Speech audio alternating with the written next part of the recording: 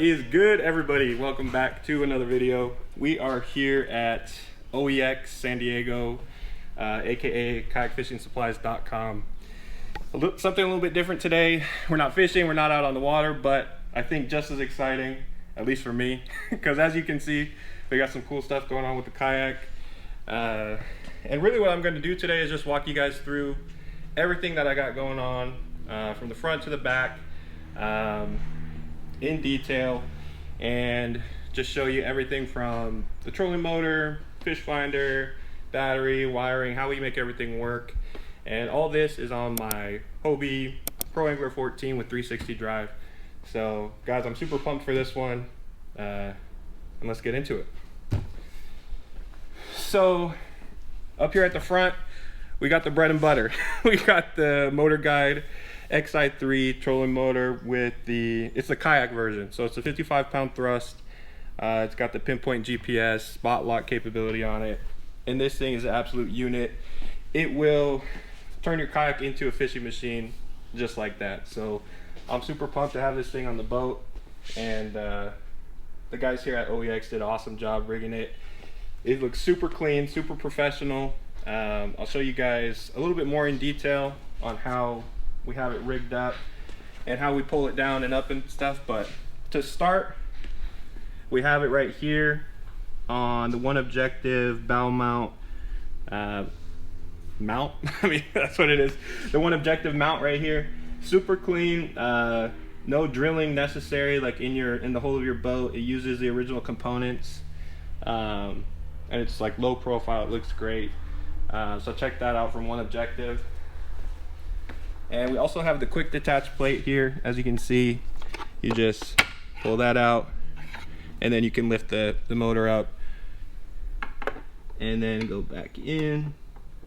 I'm doing it from the wrong side, so forgive me. There you go. And then if you get in real close right here, you can see this little cable with the little clip here, and this detaches, so you know when you need to take the motor off. But what that is it helps me depress this pedal from the seated position up there. And so this cable runs all the way through here. You can see it comes out here again. Looks very clean, very professional. And right here, you just give it a pull and then it depresses it up front. All right, so then we also have this clamp right here. As you can see, it's free swinging. That's so it doesn't get tangled when it's in anchor mode, when it's spinning around. It's attached to this handle right here. And again, this is also I can deploy it while I'm in the seated position. So I'll have this rope up here, be able to let it down loose and pull it up nice and smooth. And then, when it's not in use, you can just toss it up here or, wherever works for you. But it's not really in the way up here. We also have the plug and the cable for the trolling motor. Comes down nice and smooth right here through this channel. You can't even see it. So we have the wire that comes all the way up through here. Really nice and smooth, and again, professionally done. These are the Anderson plugs, and we chose this location just for ease of access on the water, so that was my preference. You could put it a couple different places, but again, that's so you can either get it seated or if you need to troubleshoot anything on the water, it's right here.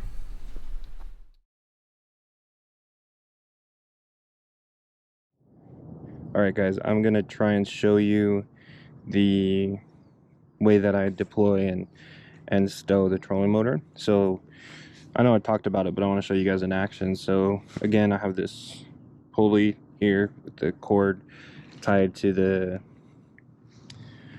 trolling motor itself, near the top. It has I think it's like a Panoptix clamp, and it keeps it loose so that way the trolling motor can spin freely, and also I can get the right angle on this. But anyways, here's this cord. Then down there, I don't know if you guys can see this little piece here and this pulley. The cable runs through all the way up front to the pedal. So essentially, you know, want to get like a decent grip on this. Right now I'm about to pull the pulley that depresses the pedal. I hope you guys can see that. There goes the pedal, and there goes the motor. Let it down slowly. Let go of the pulley down there, and then give it a little tug, and it's locked in place. So same thing when I want to bring it back up. I'm going to pull this lever down to my left right here to depress the pedal. There goes the pedal. And then pull this up, let go of the pulley, and then like that, and it's locked in place. Easy as that. That's essentially the trolling motor setup. That's what's brand new, and that's what the guys here at OEX did for me. I'll walk you through the rest of the kayak, just how I have it rigged up, and we'll get to the battery and wiring and stuff like that in the end because it's in the back. But right here I have my graph. It is a Lowrence HDS7, and I mean, it gets the job done. It's pretty nice. I have it mounted on the long arm ram mount with the 1.5-inch ball. A lot of people ask like about the longer one because I think most of them are, you know, about yay big. I just got on the website. It's the long one. But yeah, it's, I mean, super adjustable. You can kind of push it wherever you need, around, down. If you're standing even, you know, you can flip it. And I have that mounted to the H rail. All right, so how we have this wired, you just have the transducer cable and the power cable. I just kind of jerry-rigged this with a rod tube, but comes down here to the Hobie through hole port. This is already on the boat, so really clean. And I have the wires running up through here to the hatch, and I just have an 18 amp hour lithium ion battery that I power this thing from. So I don't plan on running the pedals in here when I have the motor, so I just have this little wedge. I don't know the actual term for it, but it comes with the kayak, and that just gives you some more deck space and room to operate, so I'm pumped about that. Then of course we have the Vantage Seat. I don't even think it's really arguable, but probably the most comfortable seat in any kayak. I do have this Kayak Cushion on here. I mean, I'm a bigger guy, so I need all the support I can get, but even without this Kayak Cushion, it's legit. It's super comfortable. I mean, you can, you know, mess with all the different positions, whether it's the seat height, the incline, all of that. Even has like the lumbar adjustments. It's super nice. So then on this side of the boat, I have just a couple things. First and foremost, I have the catch board. It's really dirty because I catch fish, and I got some old tournament tags on there, and it's tied down just with the catch board leash that comes from Catch themselves. If you want to get a catch board, again, hit up OEX here in San Diego or kayakfishingsupplies.com, and it'll hook you up. They got a bunch of new versions on the catch board, and if you don't have one, you need one because a bunch of tournaments are going catch only, so get on that if you don't have it. And then I have the little Hobie like mini bin right here. Honestly, it kind of just stores junk for me. I mean, this is a staple though, just some pliers, sunscreen. I didn't do a good job, I'm burnt right now. Some Bang, just like bait spray, wacky tool, and just whatever my heart desires I'll put in there. All right, so also on this side, just in a little pocket here, I have the, what's this called, donkey leash. Donkey leash, this thing's clutch for those big ends. And then, I don't know, I keep this around just in case I ever don't want to deal with a catfish or something, I don't know. But that's what I got going on here in the pouch. If you flip the seat, I mean, you'll see I have the little Hobie backpack thing. Mine, ripped from user error because I caught it on something when I was loading it.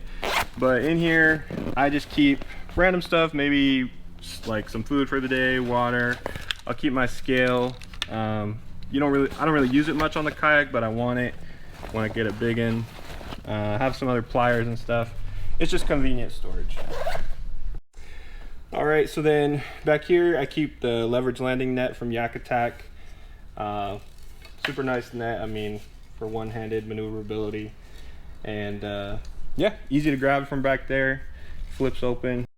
All right, then back here, getting to the back of the boat, we have the Hobie H Crate. This thing's legit. You can mount anything to these bars here, the H bars. As you can see, I have a little cup holder here. I mean, you can put anything that can connect to an H bar. Also added the little zipper cover. That way I can just keep everything in here when I'm driving down the freeway. Not worry about all my stuff falling out or taking it in and out of the kayak. And then opening it up. I just have a few things in here right now, a few tackle trays and gloves and stuff like that. Normally it's a little bit more full when I'm on the water, but plenty of room for all your tackle. If you're bringing more than that, you probably shouldn't be. Then, well, actually on the H Crate, I have 2 additional rod holders too. So these are just mounted, and then you have the 4 like built-in ones right here, and here. And you can add a bunch more of these mounted rod holders. I just have 2, so I can keep a total of 6 rods on here, but I think you could easily add like, you could probably carry up to like 10 or 12 rods in this thing if you really wanted to.